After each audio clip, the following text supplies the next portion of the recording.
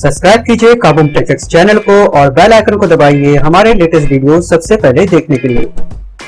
Hello दोस्तों, पिछली बार मैंने बताया था इस तरह की इमेज को हम लोग इस तरह से ब्राइट अप कैसे करते हैं, ठीक है, यानी इस तरह से पोस्ट प्रोडक्शन कैसे करते हैं। और इस वीडियो बताने वाला हूँ हम लोग इस तरह की लाइटिंग कैसे करते हैं, क्या हम लोग इस तरह की लाइटिंग कैसे करेंगे, यानी कि ये जो IS लाइट है और ये इसके अंदर कैसा हम लोग ये लाइट कैसे बनाते हैं, ये अंदर की तरफ ये लाइटिंग कैसे की जाती है जो मैंने इसके अंदर किया हूँ। अगर आपको ये जानना है तो ये वीडियो देखते रहिए और सीखते रहिए।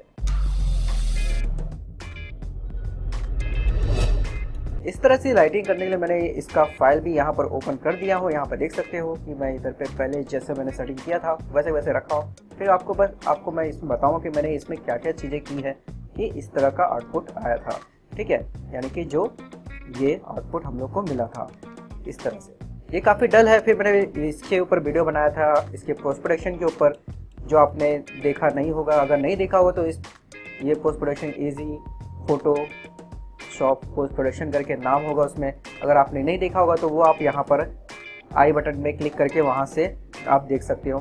बस सबसे पहले ये वीडियो को देख लीजिए ताकि आपको पता चल सके कि ये लाइटिंग कैसे करते हैं, फिर उसके बाद आप पोस्ट प्रोडक्शन का देख सकते हो, ठीक है।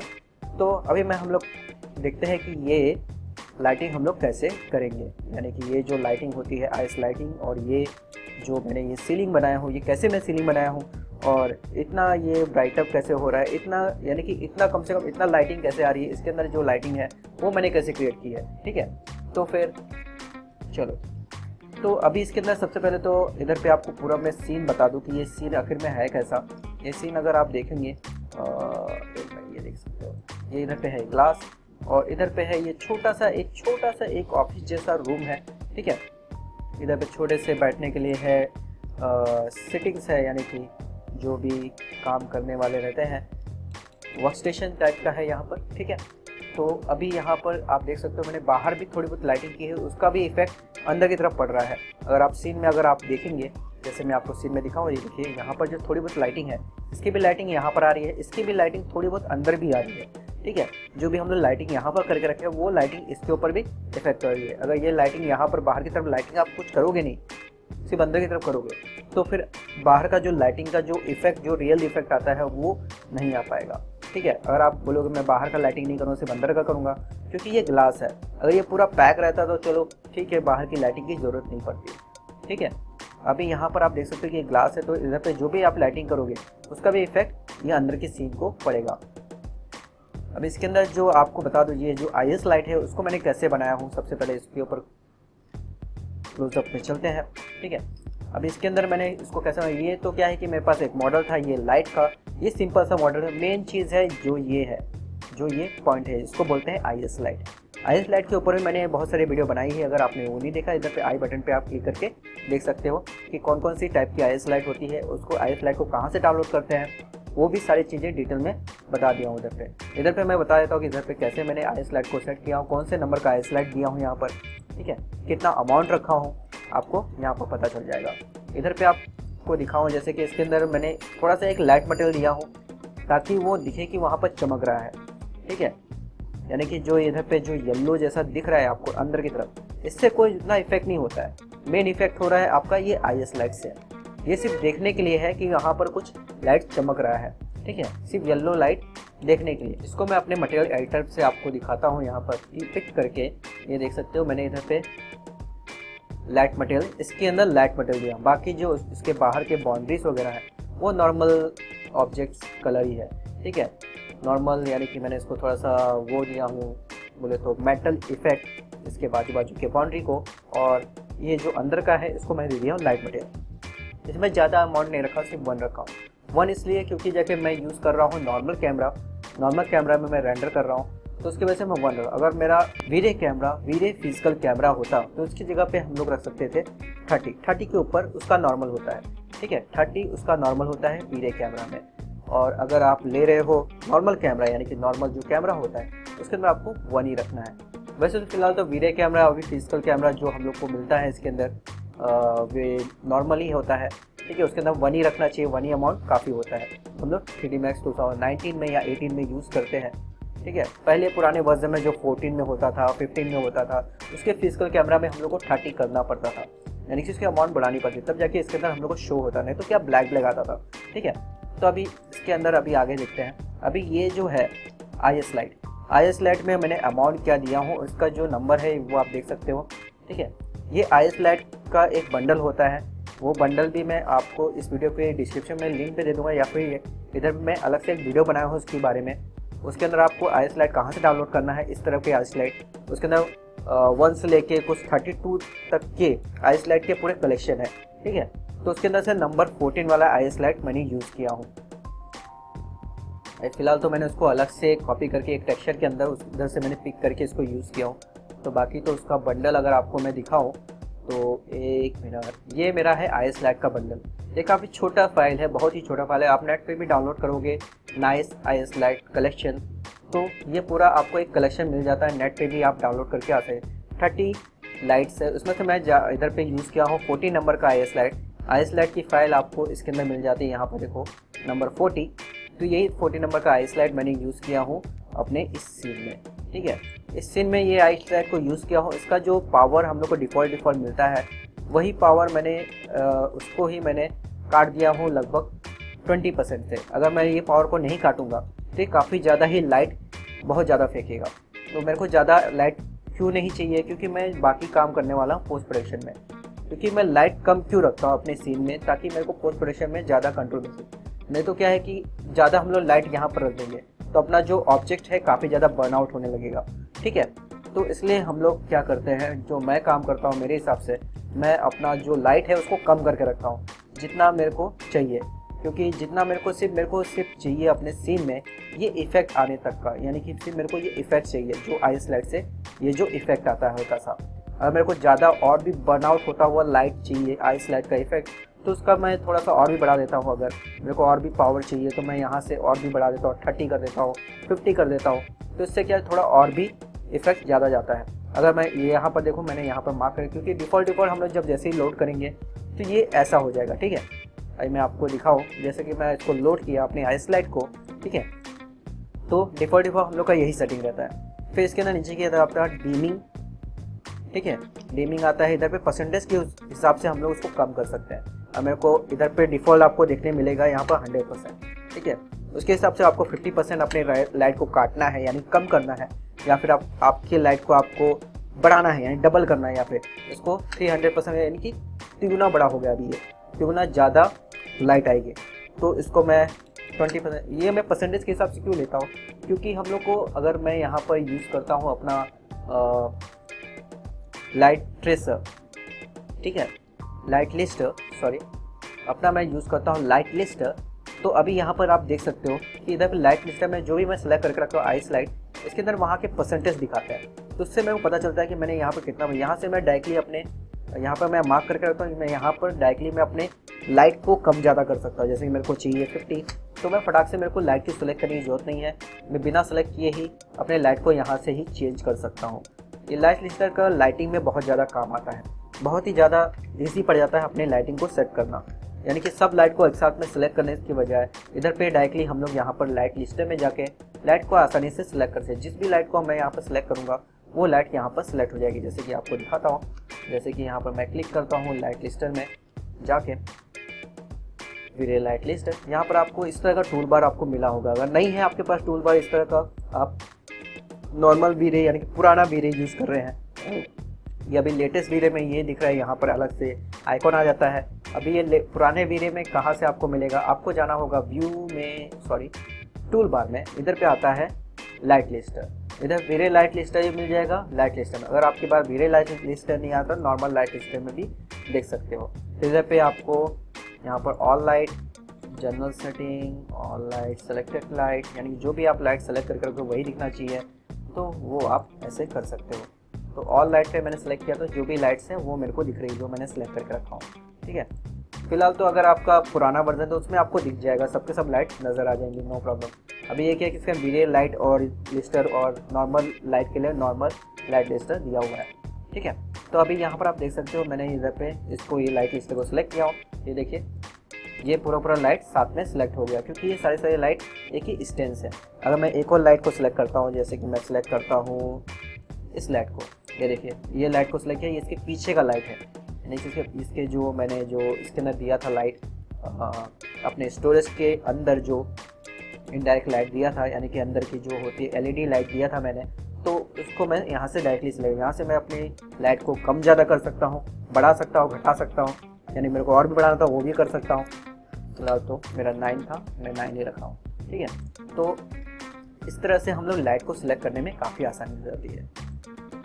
अभी ये है, ये भी जो मैंने ये चीज़ क्यों इसलिए दिया, अभी ये आपको पता चल गया ये आइस लाइट मैंने कौन सा दिया था, ये मैंने किस लिए दिया। अगर मैंने इसको नहीं दूंगा तो क्या होगा, सिर्फ इसी का लाइट का इफेक्ट जाएगा। ये एक होता है फील्ड लाइट जैसा, यानी कि एक फील्ड लाइट जैसे, क्योंकि जब हम लोग का सब कुछ अगर कुछ एक होता है ना, थोड़ा हल्का सा जो लाइट होता है, अंधेरे में भी थोड़ा सा लाइट होता है, अंधेरे में भी एक हल्का सा लाइट होता है, वो उस तरह से ये काम करता है। यानी कि ये अंधेरे का लाइट समझ लो है, एक हल्का सा लाइट अंधेरे में भी होता है, तो उसको भी हम लोग यहाँ से एक थोड़ा सा फील दे देते हैं, 0.5 0.2 हल्का सा लाइट, एक हल्का सा एक लाइट होना चाहिए अपने सीन में भी, जो हम लोग को दिखेगा नहीं मगर वो लाइट है वहाँ पर। ओके, उसके हिसाब से अगर नहीं रखें तो क्या काफ़ी ब्लैक ही हो जाएगा अपना सीन, तो इसलिए बेस्ट रहता है। मैं ज़्यादातर तो इसको यूज़ करता हूँ कि हल्का सा जो इन्वायरमेंट लाइट होती है वो क्रिएट करने के लिए मैं इसको यूज़ करता हूँ। इधर पे नॉर्मल 1 लाइट ले दिया, ठीक है। उससे क्या थोड़ा बहुत सीन भी काफ़ी ब्राइटअप हो जाता है जितना मेरे को चाहिए, और साथ में मेरी लाइट भी प्रॉपर दिखती है। और आगे चलते हैं, जैसे कि इसके अंदर भी आप देख सकते हो, यहाँ पर भी मैंने इधर पे भी दे दिया और रेक्टेंगल लाइट, और लाइट सेलेक्ट करते हैं, ठीक है। यहाँ पर भी दिया और रेक्टेंगल लाइट, ये तो इसके अंदर मैंने 1 अमाउंट दिया हूँ और कुछ नहीं है, और इनविजिबल करके रखा हूँ, जो भी है इनविजिबल, और कुछ भी रिफ्लेक्शन में नहीं दिखना चाहिए। अगर मैं इसको ऑन कर दूँगा तो मेरे कांच में भी नज़र आएगा, इसलिए इसको बंद करके रखना चाहिए। इसको मैंने बंद इसलिए किया ताकि मेरे कांच के अंदर नज़र ना आए, ठीक है। तो और आगे अभी हम लोग आगे चलते हैं, जैसे कि ये इसके पीछे वाला जो ये लाइट है, ये भी हम लोग का होता है रेक्टेंगल लाइट, जो आईएस जो हम लोग का होता है वी-रे लाइट का रेक्टेंगल लाइट। तो इसको मैंने पीछे की तरफ सेट किया हूँ, इसी का स्टेंस कॉपी करके स्टेंस करके इसको अप्लाई किया हूँ। इसके अंदर आप अमाउंट देख सकते हो, इसको मैंने 9 अमाउंट दिया हूँ, और इसके अंदर इसका जो कलर मैंने यूज़ किया हूँ, इसको मैं ओपन करके, इधर का टेम्परेचर मैंने यूज़ किया हूँ, डायरेक्टली टेम्परेचर 3000 का टेम्परेचर लिया हूँ यहाँ पर, ठीक है। और यहाँ पर बाकी सब चीज़ें आप देख सकते हैं, इनविजिबल करके रखा हूँ और ये सब सेटिंग करके रखा हूँ, ओके। फिर आगे की तरफ आप देख सकते हो और भी चीज़ें हैं। अभी आप बोलो कि ये जो सीलिंग है वो मैंने कैसे बनाया, तो ये सीलिंग में सबसे पहले तो हम लोग देख लेते हैं लाइट के बारे में। ये लाइट को अगर आप देखेंगे तो लाइट एक कुछ भी नहीं है, इसके अंदर आप दिखाओ तो ये भी एक ऑब्जेक्ट है लाइट का। इसको आप नॉर्मली बॉक्स से भी बना सकते हैं, बॉक्स से क्रिएट कर सकते हैं ये लाइट को। और इसके अंदर मैंने भी लाइट मटेरियल दिया हूँ अंदर की तरफ, और बाकी आजू बाजू के मटेरियल में दिया हूँ मैंने थोड़ा अलग कलर, ठीक है। ये देख सकते हो मैंने इसको आईडी से यूज़ किया, उसको बाकी का ऊपर का दिया हूँ वाइट कलर और अंदर का दिया हूँ नंबर 2 में ब्लैक मटेरियल, ओके। तो अभी इसके बाद आता है ये, फिर ये किस लिए दिया मैंने, ये तो सिर्फ वैसे देखने के लिए हम लोग का लाइट है। मेन इफेक्ट आने वाला है ये लाइट से, जो हम लोग ने यहाँ पर दिया है, जो मैंने यहाँ पर दिया है, ठीक है। इसको मैं ओपन करता हूँ, जैसे कि मैंने यहाँ पर क्या दिया है, प्लेन लाइट में भी अमाउंट मैंने रखा हूँ 2, यानी कि जो भी लाइट आने वाला है इस प्लेन लाइट से आने वाला है। इससे कोई इफेक्ट नहीं, सिर्फ ये देखने के लिए है कि हाँ भाई इधर पे कुछ चमक रहा है, तो उधर मैंने लाइट मटेरियल डाल दिया, ठीक है। और इसको कर लेते हैं बंद। अभी ये तो बोलोगे ये तो चलो ये हो गया, बाकी खांचा कैसे क्रिएट किया है। खांचा भी मैंने ज़्यादा कुछ नहीं आपको बता देता हूँ, काफ़ी इजी तरीके से बना दिया था मैंने, और कुछ नहीं है ये नॉर्मल आपका एक समझ लीजिए स्प्लाइन है, ठीक है। देखो स्प्लाइन आपको पूरा डिटेल में बता देगा, ये पूरी तरह से एक स्प्लाइन है। देखो इसका एक्सट्रूड में बंद करता हूँ, एक्सट्रूड बंद करते हैं, देखो पूरी तरह से एक स्प्लाइन है, यानी कि लाइन के अंदर ये रेक्टेंगल दिया था मैंने, यानी कि रेक्टेंगल अंदर डाल दिया था मैंने। देखो रेक्टेंगल को मैंने अंदर क्रिएट किया था। क्रिएट भी कैसे किया था, या फिर क्रिएट आप 2 तरीके से कर सकते हैं, यानी कि अगर आप अलग से एक रेक्टेंगल बना के उधर पे अटैच कर सकते हैं, या फिर एक रेक्टेंगल इसी को ही आप कर सकते हैं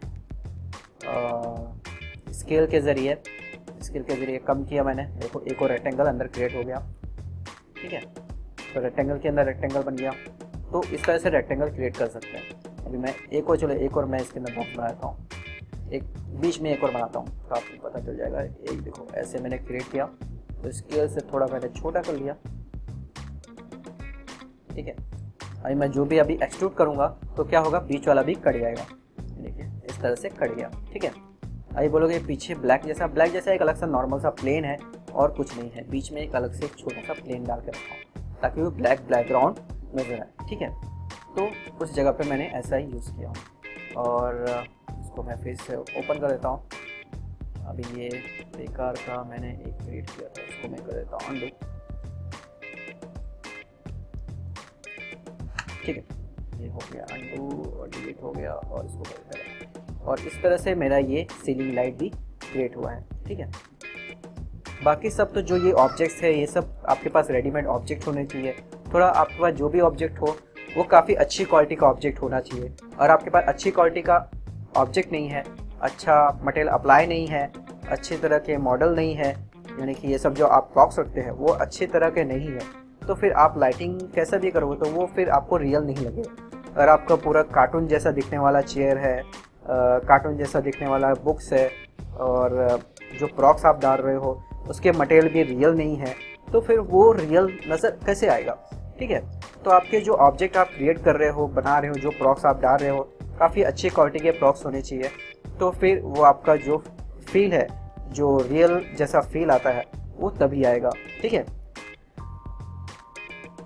ओके, तो इस वीडियो में आपको पता चल गया कि हम लोग लाइटिंग, इस तरह की लाइटिंग कैसे करते हैं। अभी आपको बता दिया कि हम लोग इस तरह की लाइटिंग कैसे करते हैं। तो रेंडर सेटिंग भी मैं बता देता हूँ, कुछ खास नहीं है। तो इस पर क्लिक किया जैसे ही मैंने, तो ये रेंडर सेटिंग है। तो रेंडर सेटिंग में आपको बता दूं कि मैंने कुछ खास नहीं किया, उधर पर साइजेस लेकर रखा हूँ जो साइजेस मुझे चाहिए, और जो भी रेंडर सेटिंग में मेरे को यहाँ पर मैंने इतना कुछ नहीं किया हूँ। यहाँ पर बकेट रख के रखा हूँ 1/10 और ये सारी चीज़ें आप यहाँ से पूरा देख सकते हो। नॉइस थ्रेशोल्ड को मैंने 0.005 पे रखा हूँ, बाकी सब कुछ डिफ़ॉल्ट है। मैंने इसके अंदर कोई भी छेड़खानी नहीं किया हूँ, नीचे में कुछ भी नहीं किया हूँ मैंने। और यहाँ पर भी आप GI में देख सकते हो, GI में जो डिफ़ॉल्ट आता है वही है। और यहाँ पर भी मैंने मीडियम करके रखा हो, इसके अंदर कोई भी छेड़खानी आप भी करके देखोगे तो सिर्फ मीडियम किया हूँ। यहाँ पर जो आता है हम लोग को हाई मिलता है, मैंने यहाँ पर क्लिक किया मीडियम, और कुछ नहीं। और लाइट कैश में मैंने जो डिफ़ॉल्ट आता है 1000 उसी को करके रखा हूँ, कुछ भी एक्स्ट्रा चीज़ें नहीं किया। बस रेंडर करते समय बस इसको शो, इसको मार्क कर देता हूँ, और रेंडर करते समय शो इसको मार्क कर देता हूँ, ताकि रेंडर करते समय मेरे को प्रीव्यू नज़र आए कि हाँ कैसा रेंडर हो रहा है, ठीक है। यानी कि ये अनमार्क रहता है, इसको मार्क कर देता हूँ ताकि मेरे को प्रीव्यू नज़र आए। ओके, तो इधर पे बाकी सेटिंग में मैं और भी कुछ चीज़ें नहीं करता हूँ, अगर कुछ भी नहीं करता हूँ। यहाँ पर थोड़ा बहुत कभी कभी ज़रूरत पड़ता है, तो कभी कभी जो बकेट का जो साइज़ है, यहाँ पर जो बकेट का साइज़ है, जैसा मेरे को लगे कि यहाँ पर कभी मेरे को अपना जो रेंडर जो इमेज है काफ़ी बड़ा इमेज है, तो मेरे को बकेट का साइज़ काफ़ी बड़ा रखना चाहिए ताकि फटाफट रेंडर करे बड़े बड़े जो बॉक्स में, ठीक है। या फिर मेरा जो बहुत छोटा इमेज है तो बड़ा बड़ा बकेट रखे हैं तो काफ़ी टाइम लगेगा, ठीक है। तो इसलिए मैं को अपने बकेट के साइज़ को भी काफ़ी छोटे छोटे कर लेता हूँ ताकि वो भी फटाफट जो रेंडर करना स्टार्ट कर दे। छोटे से इमेज के लिए छोटा बकेट, और ये डिफ़ॉल्ट काफ़ी ठीक ही रहता है, ठीक है। अभी मैं तो इसके ना बकेट में कुछ छेड़खानी नहीं, क्योंकि बकेट क्या अपने आप से ही छोटा बड़ा हो जाता है धीरे 3.60 में, तो इसके अंदर मेरे को कुछ ज़्यादा कुछ करने की जरूरत पड़ती नहीं। तो अभी इतना काफ़ी है। फिर इसके अंदर मैं रेंडर करता हूँ, और रेंडर जैसे ही करते हैं हम लोग यहाँ पर। ओके, तो ये देखिए मेरा ये रेंडर हो रहा है, सेम वैसे ही रेंडर हो रहा है जैसे कि मेरा डल इमेज था, सेम वही डल इमेज ही रेंडर हो रहा है। जब भी पूरी तरह से रेंडर हो जाए सेम ऐसे ही आउटपुट आने वाला है, कुछ अलग आउटपुट आने, क्योंकि जो लाइटिंग है सेम वही लाइटिंग है और कुछ अलग लाइटिंग नहीं की है। तो उसके बाद पोस्ट प्रोडक्शन करना पड़ता है, जो मैंने फोटोशॉप का पोस्ट प्रोडक्शन के ऊपर जो ट्यूटोरियल बना था उसमें बताया हूँ। और आपने वो ट्यूटोरियल नहीं देखा तो आप इधर पे आई बटन पे क्लिक करके आप वहाँ पर क्लिक करके वहाँ पर देख सकते हो वो ट्यूटोरियल। जिस ट्यूटोरियल का नाम है आप यहाँ पर देख सकते हो, उस ट्यूटोरियल का नाम है easy Photoshop post production tutorial, ठीक है। तो उस ट्यूटोरियल पे आप क्लिक करके वहाँ पर जा सकते हो, वहाँ पर देख सकते हो कैसे हम लोग इसको पोस्ट प्रोडक्शन करते हैं, ठीक है। ओके, तो इस वीडियो में इतना ही। अगर आपको ये वीडियो पसंद आया है तो लाइक कीजिए, अपने फ्रेंड को शेयर कीजिए ताकि वो भी जान सके कि हम लोग इस तरह की जो लाइटिंग होती है, इस तरह का जो लाइटिंग किया जाता है 3ds Max के अंदर, वो कैसे करते हैं। इस तरह की और भी वीडियो देखना चाहते हो आप लोग तो फिर मेरे चैनल सब्सक्राइब कीजिए और उसके बाजू के बेल आइकन को भी प्रेस कर दीजिएगा ताकि आने वाले वीडियो का नोटिफिकेशन आपको मिल सके। Thank you for watching this video. जय हिंद, वंदे मातरम।